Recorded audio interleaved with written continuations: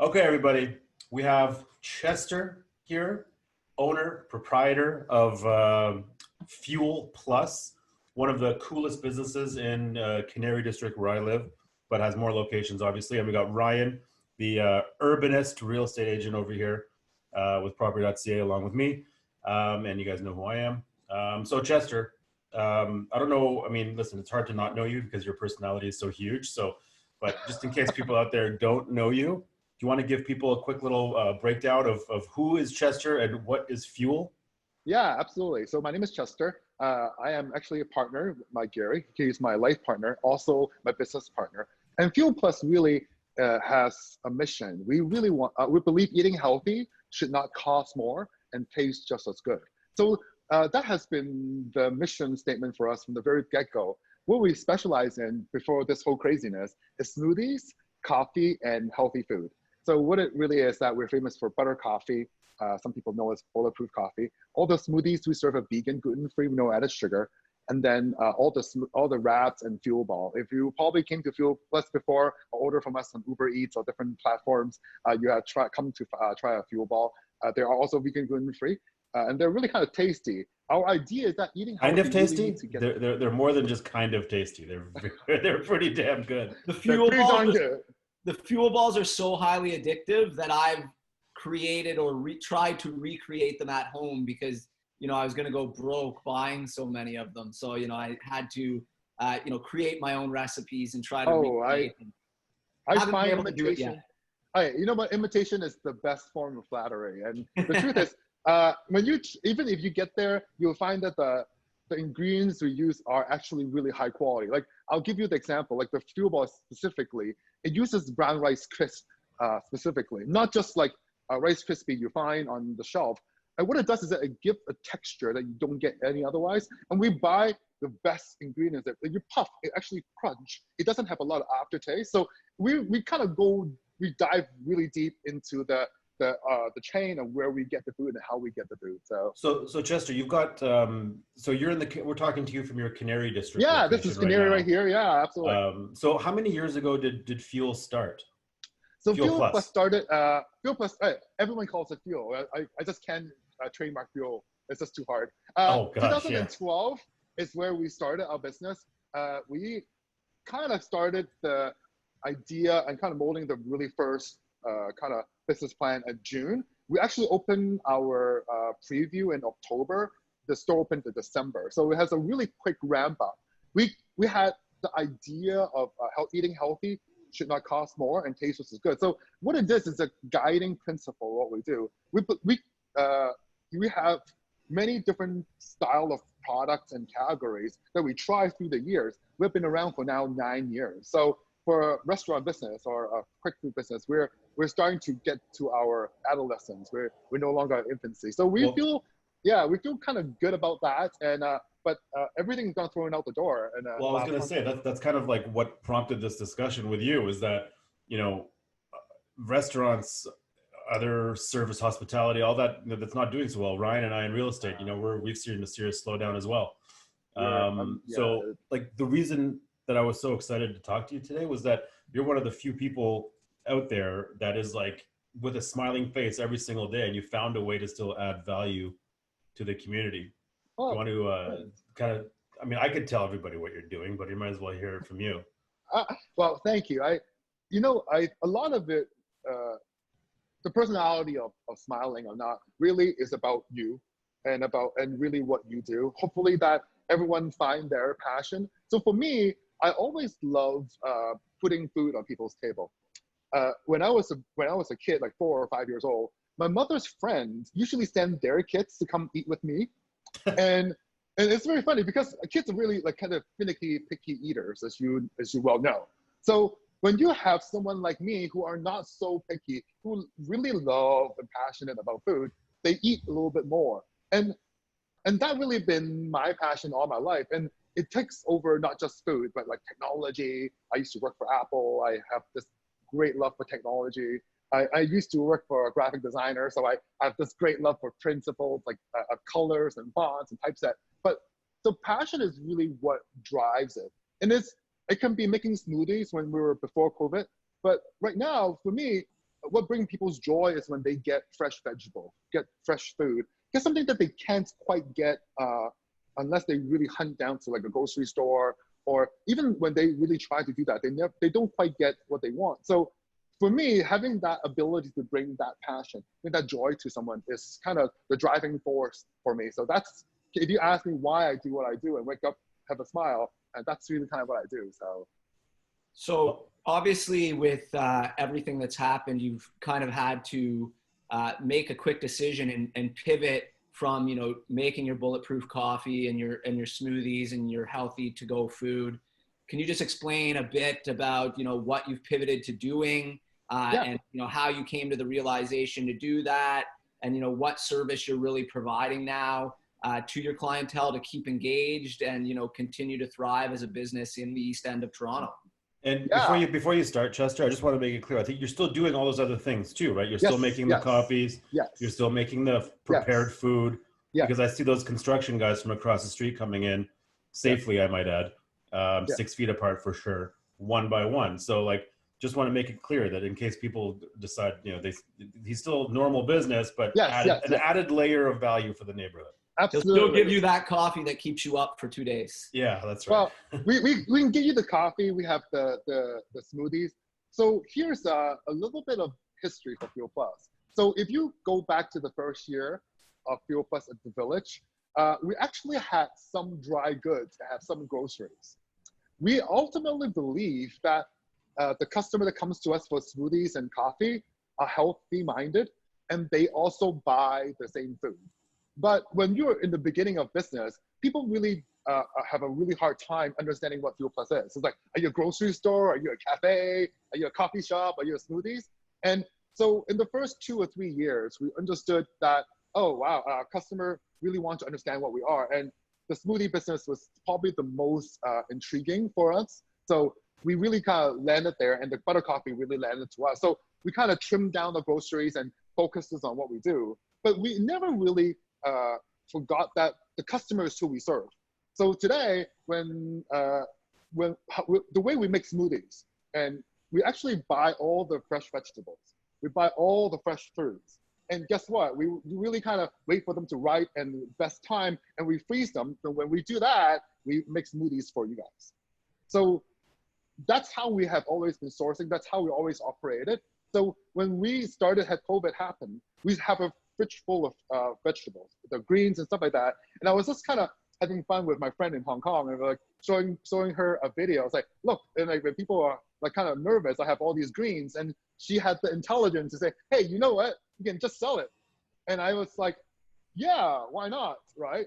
People really want it. And customers who come in for smoothies, and when we have that conversation, they are already telling us that, hey, you know what? We don't have a hard time, or really having a hard time going to grocery stores. So we took that opportunity, and just, I kind of posted and said, hey, we were selling some veggies with people interested. And I think the response was really quite immediate. And I think that's a lesson for anyone who's in business, is that listen to your customers. They do tell you what they want, ultimately. It may not always be the nicest way, but ultimately they do tell you what they want. And if you can put that ego aside, and maybe sometimes, put your idea what you want aside. And I think sometimes this whole craziness allowed a lot of us to kind of throw away the playbook and say, hey, you know what, let's start from scratch. Because like it or not, especially if you're in the restaurant business today, or any kind of food hospitality business today, whatever playbook you had before COVID, you can probably throw it out. It's done. So that's pretty much what's had me excited for a long time. I think I've been talking about you more than like my own parents for the past like 3 weeks. But don't tell mom. I know, right? But so like, how's your, you know, the landlord at the beginning was so excited to get you into Canary. They were approaching people, they were cutting deals, making it really attractive. So now that times are tough, tougher anyway. Number one, you don't have to get into specific details about you in general, but like, has your landlord come to you and said, hey, do you need help? Like, are you going to be able to pay? Like, have there been any conversations like that? What's happening there? I'm very proactive, I got honest. Early in March, I reached out to all my landlords, and all of the 3, only one of them had anything really useful or constructive to say. And like right now is April 17th. Only I can one of tell them, you said? Only one of them. Wow. And yeah, so and the landlord here is not one of them. So Wow. Okay. it's very disheartening because Yeah. they are a really big company too, and it's very interesting because the newest location one, and I'll give them a praise because they did do a really great job. Like first, I think let me get the right name. First Capital, FCR. Yeah. Yeah. Their First logo, Capital, their logo right? looks like the Facebook logo. Yeah, For absolutely. the longest time, I thought Facebook's office was in Liberty Village because they had the giant F on the building there, but it was First Capital. And you know what? And they were pretty proactive, and they started doing some deferral announcements before they have anything. And you know what? I really appreciate that, even if it's not it may not work for everybody, and I understand some of that. Sometimes there's a whole conversation about if rent deferral really is going to work, but at least there's an attempt, and there's some kind of dialogue. But the other two are very much, hey, the only thing I want to talk about is when you can pay rent. Right. And that's really disheartening, not just for myself. I really feel for my peers and all the businesses that happens in Canary, because there are a lot of us, and that has not been an easy road. So. Well, there was the business next door to you had to shut down, I think. I don't know if it was related. Yeah. I think that was maybe a little bit earlier, but. It was a little earlier, but I mean, here's the truth is that they pitched a very different story of what the growth is and development is going to be. And I'm sure everyone, when they're pitching a story, when they buy a condo, oh, this will be the best looking condos and everything. So I understand there's a little bit of a sales pitch, but for businesses, it's really important because we plan our projections and plan our staffing and plan how much we invest, right? So I can see why it has been difficult for some of our neighbors here, our commercial neighbors here. So we had Think Fitness closed, Tory's gone, Running Room is gone. So, and those are Running Room is a big it's a pretty retailer. big brand. Yeah. Yeah, but I mean, there's a big dentist coming in that space now, so I think dentists, as far as I'm concerned, is licensed to print money with those guys. But she's a very nice lady. Yeah. I mean, the story is that she actually had to get a license, a zone variance to even open a dentist office there. So oh, wow. I have to do a little bit of writing. I say, hey, you know what? We're excited to have a dentist in our neighborhood. Wow. So yeah. So are you doing this? So you've been providing groceries to the Canary community for a couple of weeks now, more than a couple of weeks, I guess. Are you doing this in all your other communities as well? I'm sorry. Are you providing groceries for all your other communities as well? We just started at the village store, at the village community. And the third store, York Mills and Don Mills, we actually can temporarily close that store. Okay. The reason why is that because that store is still really, really new. Like they're within the 1 year mark. They don't have any of the backlog of the customer. And the worst thing is that it's actually the smallest of our store. It's attached to a gym, an Orange Theory gym. Not attached, like next door to it. So that's a good location. It is a beautiful location. But that neighborhood, I guess, is maybe a little less connected online than some of the other neighborhoods, right? You got it. Yeah, that neighborhood is a little bit of a Orange test. Theory is also closed, correct? Yes, they are closed. So, I mean, I don't think any gyms are open, are they? No, they're not allowed. No, not allowed. So no. I mean, I love how the LCBO and pot shops are essential services, but no gyms. No, pot shops are now closed. Didn't you see the lines a couple weeks ago? I thought they reopened, isn't it? No, they're not. I mean, they reopened? Not that They'll I won't reopen again, I won't confirm or deny my participation in that substance, but I might have gone to one earlier today. It's all legal now. I have a great story about cannabis because my franchisor lawyer somehow got to be the expert on that field. So my franchise lawyer is also now a cannabis lawyer. So wow, who knew, right? So are you going to start adding cannabis to your smoothies? I actually, you know what? The all truth is that I investigated CBD last year. Yeah. Because it's actually in the health trend.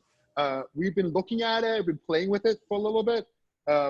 It's not been always easy because of dosing and because of licensing. So yeah. we've been playing with it in terms of ideas, but nothing to announce as of yet. So yeah, because BioSteel, which is like a energy drink, Canadian energy drink company, they're doing a whole CBD line now, which is taken off. So I mean, you can make that bulletproof coffee even more bulletproof with some CBD in it as well.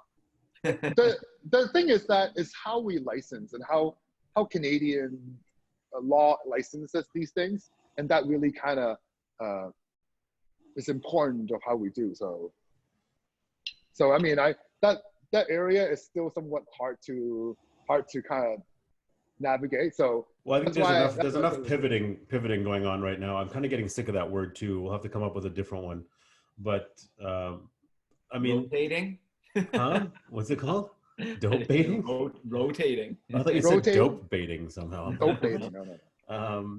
Okay, cool. So not to take up more of your time because I know you're busy. No. And number one, I have I have to bring your plunger back. I'm sorry, I don't know why that's taken so long.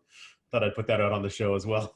I'm sure always the plunger. He's so nice, this man. He lent me a plunger, but it's not for what you think, so don't worry. I don't ask too many questions. So Chester, listen, I want to keep this relatively short, just because of people's attention spans, etc.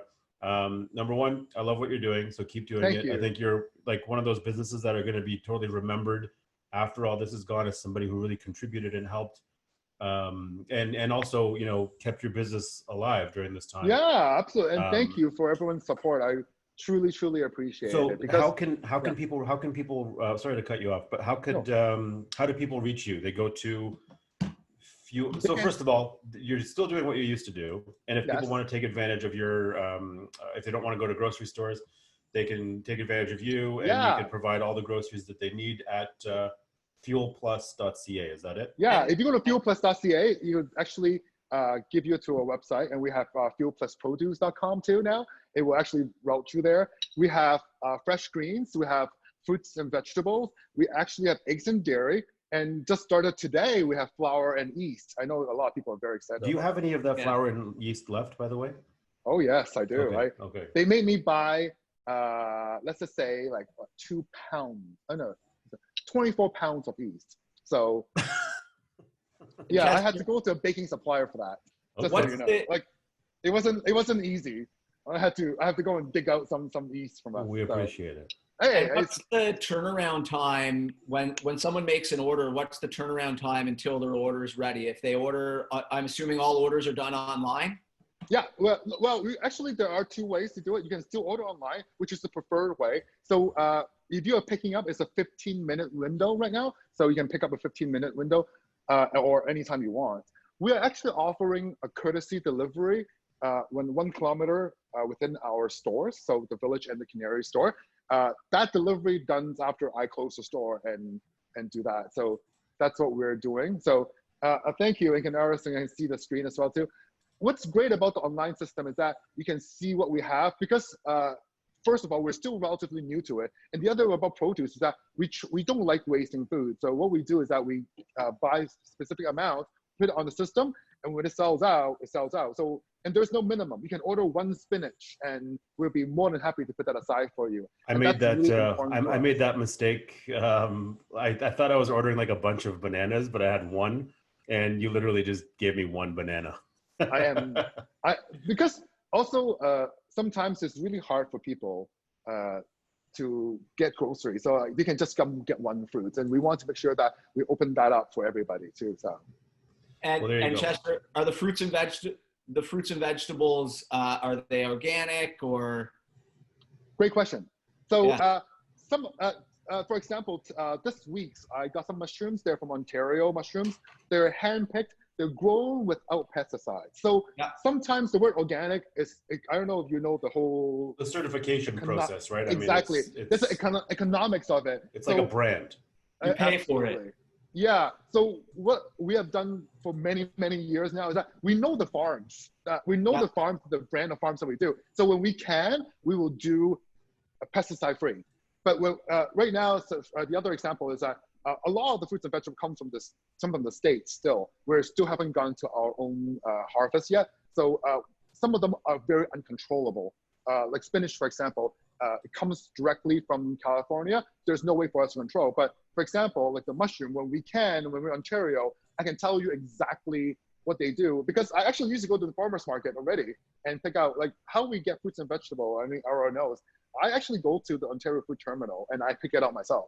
So it's not like I go and get someone to go and call and bring it in and I sell it. So the process is very different. I care, like Fuel Plus always care about the ingredients, and that's how we care. It's not just, oh, I dial up whatever produce company and, hey, ship me some spinach. It's like, no, I go in and I talk to the people, say, hey, what kind of spinach do you have? What type do you have? And where does it come from? And those are the questions that you have to ask. And hopefully when customer knows about Fuel Plus, we already done the asking for you. So we become the trusted brand that, oh, when you buy from Fuel Plus, we know that this is probably the best quality you can get at that time. And I was like, and if you don't like it, and if you don't like it, you don't get it. Because I remember one time I had asked for strawberries, and you went, and they just weren't up to your standards, so you just didn't get them. Absolutely. I saw them and I said, hey, these are absolutely not what people are going to eat, and they shouldn't be eating it. Sometimes they're underpicked. Strawberries are famous for underpicking, and when you eat them, they actually don't have enough nutrients. They're not sweet. They're sour. Yeah. So quality matters to us, and I think that's we rather go without. Like that's a great example. We rather go without, and then to just go and buy it because you can sell it. So if you have something available, it's high quality. We definitely, there's a stamp of approval that I really like to do. And sometimes if people don't like something, they let me know, because sometimes it could be oversight. Sometimes it's like, maybe we just don't know, and maybe we can have that conversation. Sometimes like, oh, why does it done that way? Or some people ask, like you ask, like, why is it not organic? Because it's like, if I offer all organic, first of all, your selection will be really low at this time of the year. And the other is that you're going to pay about 3 times more than you really should at this point. So there's a look at economics of it as well too. So, and we're deadly aware, and we hopefully you guys can really see the prices as well. We don't gouge, we really try to match our supermarket prices. So you feel like you can just go and do this without having to, oh wow, pay a premium for it. So no, I noticed as soon as Ara pulled up the site there that prices were, you know, at par, in some cases even lower than a lot of grocery stores, which is great, especially given the convenience of, you know, being able to order online and just come pick it up. That's awesome. And I love that you just educated me a little bit on all the money I've wasted on organic food over the years. Oh, don't, you know what? I paid enough money into it, trust me. But it's not that it's all bad. It's just you have to pick and choose what it is and how to get there. Because you're absolutely right. If you don't know, and most consumers, you don't have time to go and look at which farm and what the heck is going on. But like you get someone like me who are crazy, and like I source grass-fed butter in Canada when people told me it's impossible. Where like we have a farm in Quebec, and just how much time you go and spend doing it. So don't worry, I'm the crazy one. So well, awesome. I appreciate your crazy, and thank you for taking care of us, Chester. I really appreciate it. My pleasure. It really is. Thank you for taking the time and supporting us. Of course. Especially times like this. This is I don't know how many peers of ours will make it, but we hope that we can support our neighborhood as well too. So we have a special something coming up tomorrow. What's that? Yeah. So here's we've been doing.